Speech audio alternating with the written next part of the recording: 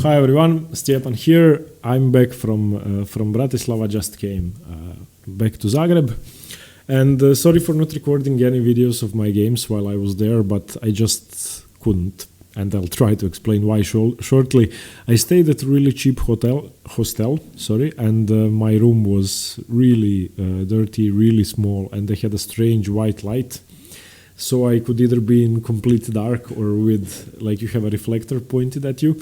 And I also had a lot of adolescent, I don't know, people who made noises throughout the night, so couldn't really record over there. It was hard to prepare for the games as well. So yeah, all in all, Doprastav Open is an okay tournament. It's played in a school in Bratislava, and there were about 60 or 70 people playing.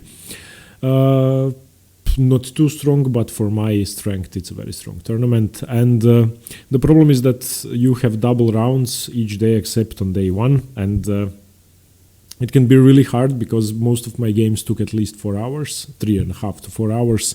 So playing 2 games per day, and in between the rounds, you have to go and get something to eat, and then at night you get back to your strange hostel room. So it's tiring. But anyway, all in all, a great tournament, a great experience, and I'll try to analyze my games. Now, what happened in round one, I don't really have words to explain that. I think I've never been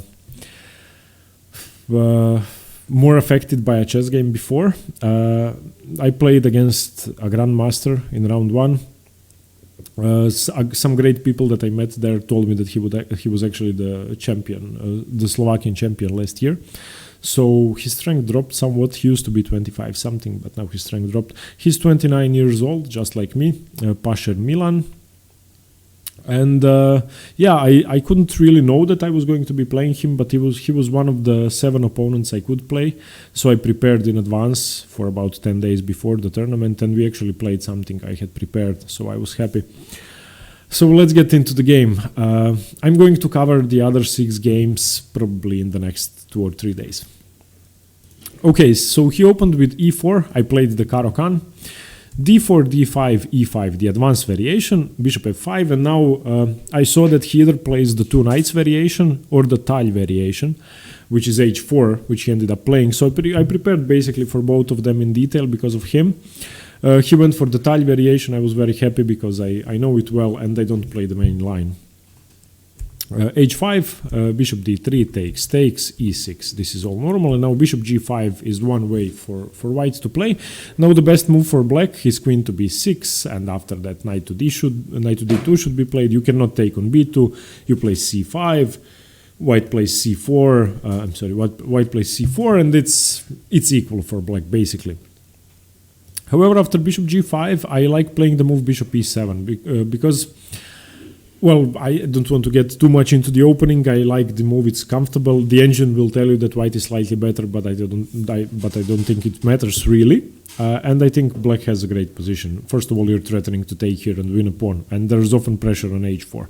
If white exchanges, then you take back with the knight, getting your knight into f5. And if you get your knight to f5 with your pawn on h5, it's really hard to dislodge it. So I think bishop e7 is much better than queen to b6. And queen b6 might be better against a much stronger opponent because it sometimes leads to a queen exchange, but I didn't want to exchange the queens. I'm not afraid to play the Caro Kann against anybody. So knight f3, knight d7, knight bd2, normal development, queen c7, c4, and now, well, he's threatening to get his knight into d6, so I had to react. So I found a way to do that, takes, and now, of course, he's threatening. Okay, I took on c4, knight takes c4, and now he's threatening to take the bishop. After he takes the bishop, he's going to play knight d6 check and win the game. Not winning material, but this knight is too strong, so I planned knight b6. So now I'm actually meeting his threats with my own, and now if he takes my bishop, I'm going to take his knight. And he doesn't have time to move the bishop, and it's fine. So here he castled, I took on c4, queen takes c4, and I played knight h6, getting my knight into f5. And here I was already happy because I thought, hey, I'm still in my preparation, I know this position, and well, I was happy. Now I'm expecting a queenside attack, and here my preparation somewhat ended, and usually people with white have problems with the d4 pawn here. It's weak, and if I have time to castle and to get my knight into f5, to get my rooks doubled on the d file, then I'm just okay, perhaps even slightly better. And white, for the time being, has to create a queenside pawn storm, so since he is the Grandmaster, he played it b4. And now he's threatening b5, and I'm going to be in trouble, so I have to get my queen out of the way, queen d7. Now if he plays, I take a4, and now I don't really want to trade queens because I think my queen is fine, even though his queen is more active, so it's not a big deal to trade the queens. But I think queen d5 releases a lot of the pressure from his attack, and he has to react. Rook f to c1 because he has to keep defending the b4 pawn, queen takes, rook takes, and now I play a6 because it's now really hard for him to break open my position. And once again I want to get knight f5 and everything going. So knight b1, I played knight f5 here, and he played b5, and now this is the critical position. Okay, so after b5, I calculated all of this before I played a6. I saw a6, rook b1, knight f5, b5, and my next move. So my next move was f6. And this is probably one of the most exciting moments since I've started playing chess, this move that he played, because I have calculated what he played. And I knew that it was losing for him. Well, in theory, losing for him. I didn't know the position beforehand, but I saw this position when I wanted to play a6, and I saw that he might have some tricks with b takes c6. After b takes c6, he's not sacrificing the bishop. If I take the bishop, I'm losing because he takes. So, yeah, if I take the bishop, then it's just lost. The game is lost. So okay. Even here, wait. Let me just. I actually analyzed the game already. Let me just come back to this position. f6, b takes c6. Okay, if I take the bishop, yeah. Okay, here. Yeah, he takes this rook. Yeah, sorry, I missed that. So okay, after f6, b takes c6, I knew that I couldn't take the bishop. If I just take on c6, then I'm just losing, I'm a pawn down, but I found the move that wins. And after I played that move, he was shaken, and I couldn't believe that I saw something that he didn't. So I played the move b5. And after b5, he's just losing a piece. He's going to have 3 pawns for the piece, but his pawns are going to be really hard to defend. So now I started shaking and I started sweating, and I'm a piece up against the Grandmaster in round 1 of an open tournament with the black pieces, and I just couldn't believe what was going on. And I tried to calm myself down. Anyway, I had about 30 minutes on the clock. At this point, he had about an hour left. So I had enough time. So he played the best variation. A takes b5, of course, a takes b5, rook takes b5, and now I take the bishop.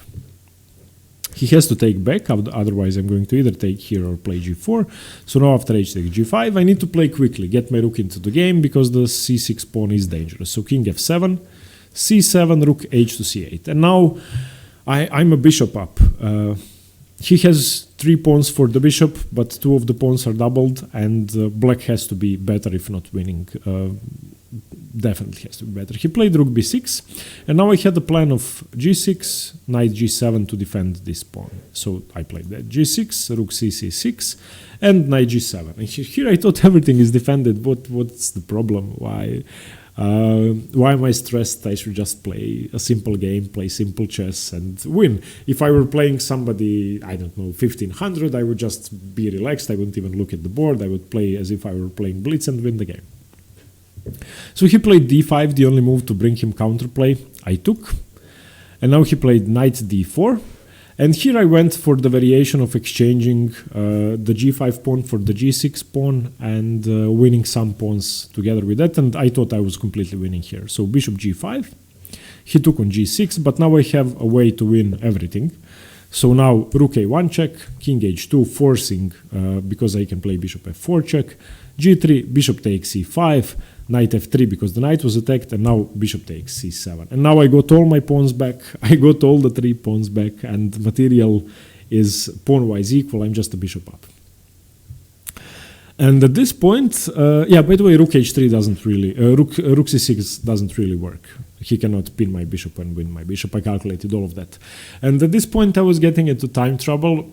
I had about, I would say, 5 minutes left. And I was starting to get nervous. He played knight g5, king e8. He cannot take my knight because I take the rook. So now rook b5, threatening the d5 pawn, but I don't really care about that. Just bishop e5, defending my knight. Rook takes d5, and now bishop to b2. Finally getting my bishop away from these squares, finally defending my knight. Now I want to bring my rook back and consolidate. Rook to d2, rook to b8, defending the bishop.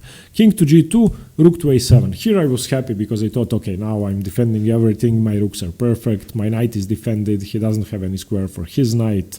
Everything's fine. Rook h6 was played. Not because of the pawn, which seemed logical to me during the game, but because rook h8 can be a serious threat, of course, winning my rook. So now I have to save my rook, rook b5, saving the rook. Knight e4, saving the knight, bishop e5, f4, chasing my bishop away. And here, in this position, I don't know how much time I had, but I think it's about 2 or 3 minutes. I'm not really sure. And believe it or not, here I lost the game. Yeah, it's hard to talk about it. I actually almost got lost after I lost the game. I started walking aimlessly around Bratislava. So okay, let's see. Bishop c7, rook h8 check, and now after king f7, rook h7. Wait, no, I didn't lose the game here. After rook h7, king f8 is the mistake. Okay, yeah, I should play this. I should play king g6, and everything's fine. Everything's perfectly fine. However, after rook h7, I played king f8, and now the game is over because he plays rook d7, and there is nothing I can do. He's threatening checkmate. Yeah, he's threatening rook h8 checkmate. He's threatening rook g7, and I'm losing. So here my time ran out, or I resigned. Something happened. So yeah, this is the position. And after rook h7, if I play king g6, then what does he do? He has to play this, and what? So what? I can even exchange like here. I'm actually forcing an exchange of rooks here.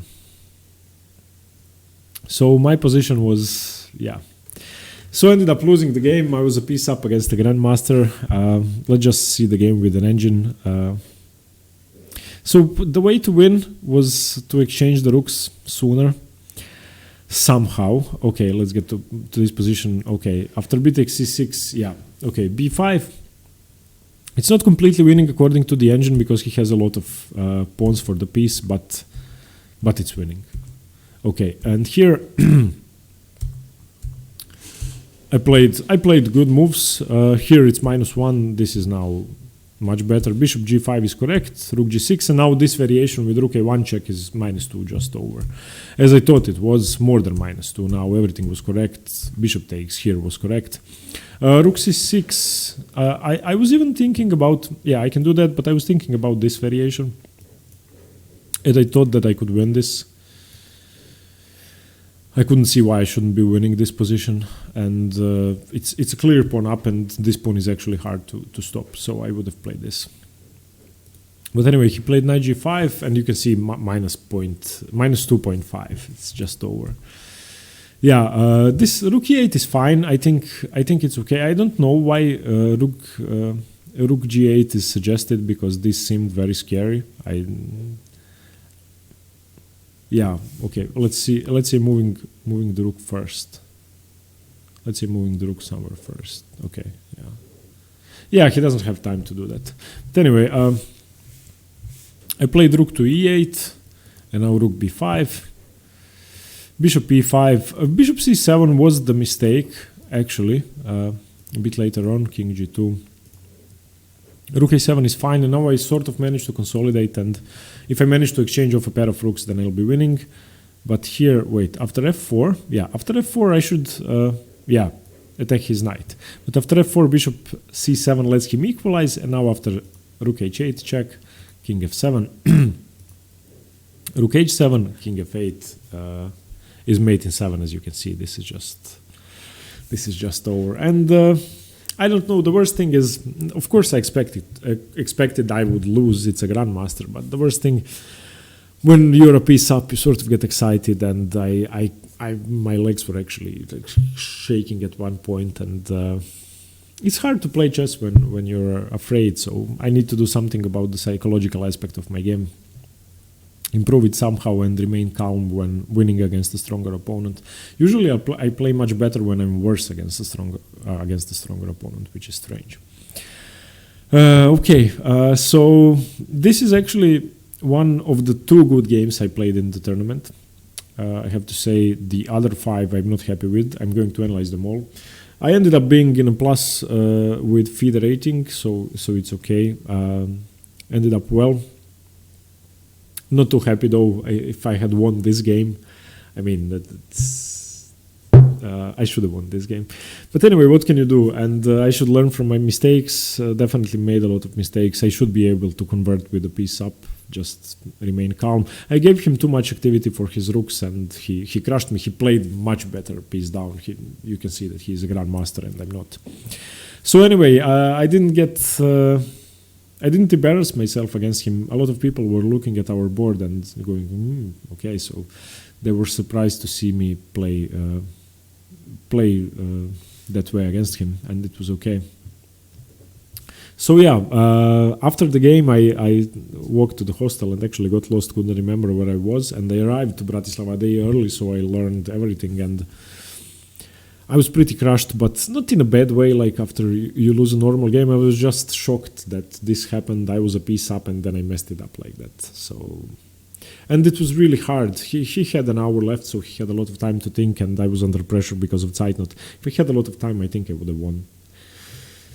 So yeah, I will analyze the other 6 games. Tomorrow I'll analyze game 2, which wasn't a good game, but I won. Yeah, thanks very much for watching. Let me know what you think about this, and stay tuned for more chess. See you later. Bye bye.